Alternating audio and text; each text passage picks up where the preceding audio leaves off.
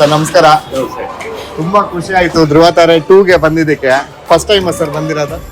First time ಬಂದಿರೋದು. Okay, ತುಂಬಾ ಚೆನ್ನಾಗಿದೆ. ಏನೇನ್ ತಗೊಂಡ್ರಿ ಸರ್? ಏನ್ ಇಷ್ಟ ಆಯ್ತು? ಹೆಂಗಿತ್ತು ಎಲ್ಲ?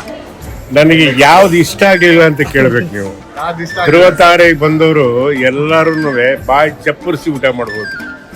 ಯಾಕೆಂದ್ರೆ ನನಗೆ ಎಲ್ಲದಕ್ಕಿಂತ ತುಂಬಾ ಚೆನ್ನಾಗಿ ಹಿಡಿಸಿದ್ದು ನೀವು ಕೊಡುವಂತ ಪಪ್ಪು, ಓಕೆ ರಸಮ್ಮು, ಅನ್ನ, ಪಲ್ಯ ಆಗಿರ್ಬೋದು, ಹಪ್ಪಳ ಆಗಿರ್ಬೋದು, ಉಪ್ಪಿನಕಾಯಿ ಆಗಿರ್ಬೋದು, ತುಂಬಾ ತುಂಬಾ ಚೆನ್ನಾಗಿರುತ್ತೆ.